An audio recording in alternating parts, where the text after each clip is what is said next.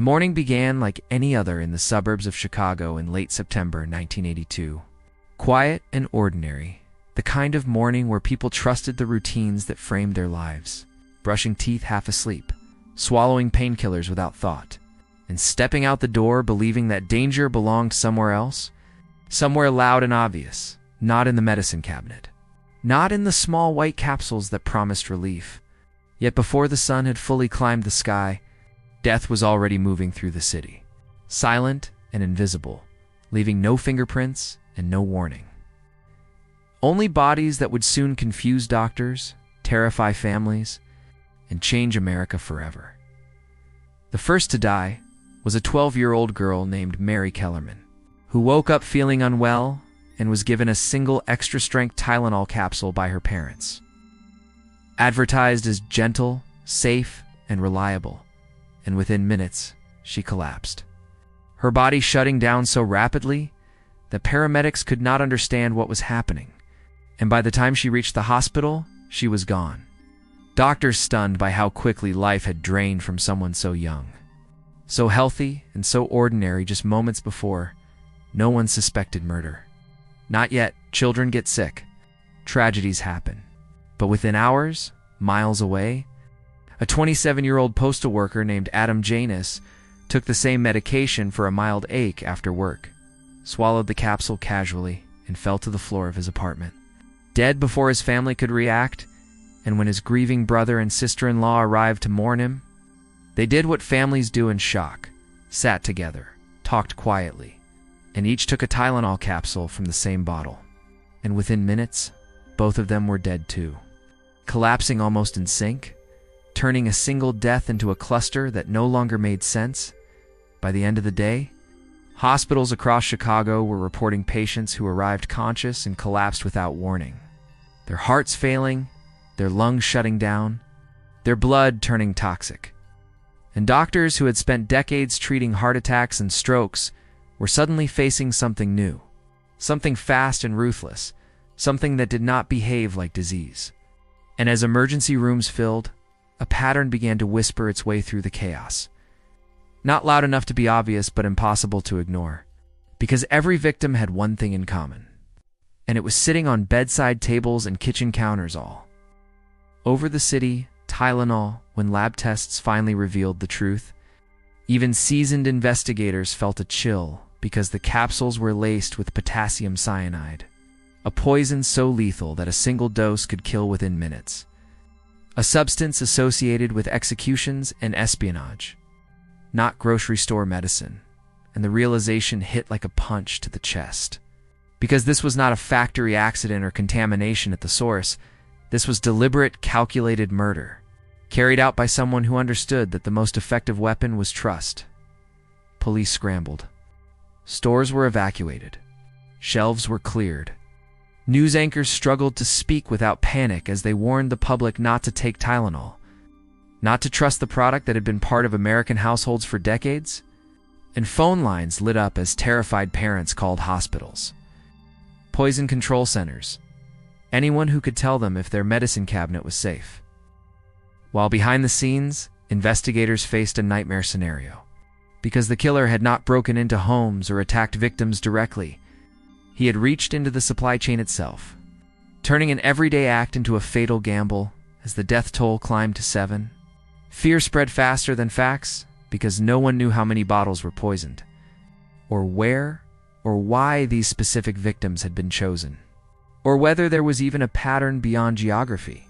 And the most terrifying possibility loomed over everything, that the killer was not done, that more bottles sat on shelves waiting, that the city itself had become a crime scene too large to contain with tape. Investigators quickly determined that the poisonings had not occurred at the manufacturing plant, but after the bottles reached stores, meaning the killer had likely bought Tylenol, opened the bottles, replaced capsules with poisoned ones, resealed them, and quietly returned them to shelves, an act that required patience, planning, and the ability to move unnoticed through ordinary spaces. And that realization changed everything, because it meant the killer could be anyone, a neighbor, a coworker, a stranger standing beside you in line. Suspects came and went. Tips flooded in, One man sent an extortion letter demanding money from the manufacturer to stop the killings. Another boasted to acquaintances. Others were cleared as quickly as they were accused. And despite one of the largest investigations in American history, involving local police, the FBI, and federal agencies, the case resisted resolution, leaving behind a haunting truth: that the person who poisoned those capsules vanished into the city as cleanly as he had appeared, leaving no confession, no arrest, and no closure. What remained instead was fear, reform, and a permanent scar on American trust. Because after the Tylenol murders, everything changed. Tamper-proof packaging became the norm, warning seals appeared on bottles, and consumers learned that safety was not guaranteed simply because something was familiar. Yet for the families of the victims, those changes came too late. Offering protection to strangers while leaving them with questions that would never be answered, and decades later, the case still lingers as one of the most chilling examples of how a single, unseen criminal can alter the behavior of an entire nation. Not with force, but with silence. By the time authorities fully grasped what they were facing, Chicago no longer felt like a city, but like a held breath. Streets moving as usual on the surface, while underneath every action carried hesitation. Every headache became a source of fear, and every unopened bottle in every home felt like a loaded weapon waiting to be triggered. Police cars crowded grocery store parking lots. Officers wearing gloves as they pulled Tylenol bottles from shelves, stacking them into evidence boxes that filled warehouses. While news helicopters circled overhead broadcasting images of a city dismantling its own sense of normalcy in real time, parents poured medicine down sinks. Hospitals set up emergency hotlines. Schools sent warnings home with children. The message was blunt and terrifying. Something meant to heal had been turned into a tool for murder. And no one could say for sure that the danger had passed.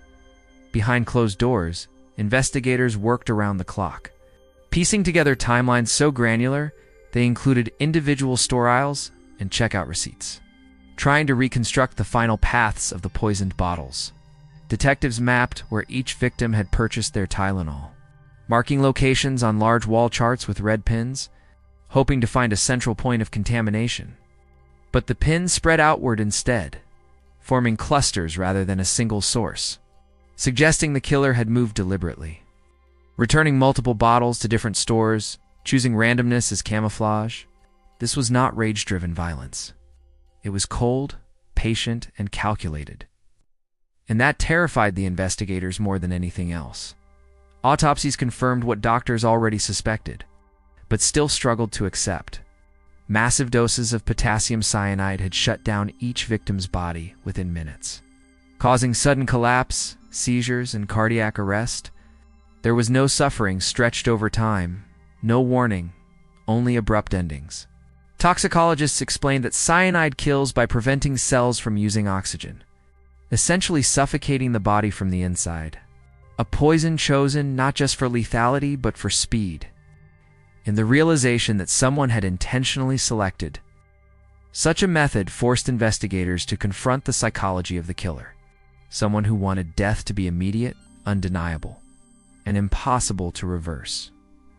As fear spread, Johnson & Johnson, the manufacturer of Tylenol, made a decision that would later be studied in business schools and crisis management seminars for decades.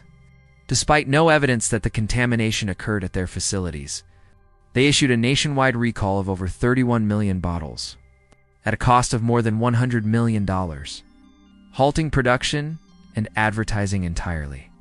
It was a gamble, one that risked destroying the brand forever. But executives understood that public trust was now as critical as the investigation itself. Their decision likely saved lives. But it also underscored the scope of the crime. A single unknown individual had forced one of the largest corporations in America to shut itself down overnight, while corporate responses unfolded publicly. The investigation moved into darker territory. The FBI joined the case, bringing profilers who attempted to sketch the outline of a killer who had left almost no physical trace. They theorized that the perpetrator was likely male, methodical, comfortable navigating public spaces without drawing attention, possibly motivated by a desire for control rather than financial gain. The poisonings, they suggested, were a message rather than an end in themselves. A way to demonstrate power over life and death on a scale rarely seen, and the randomness of the victims only amplified that message, because it told the public that no one was special enough to be spared. Then came the letter, sent to Johnson & Johnson. The typed message demanded $1 million in exchange for stopping the killings, signed with a crude symbol, its tone mocking and detached, offering instructions for payment while referencing the deaths in a way that suggested ownership rather than remorse.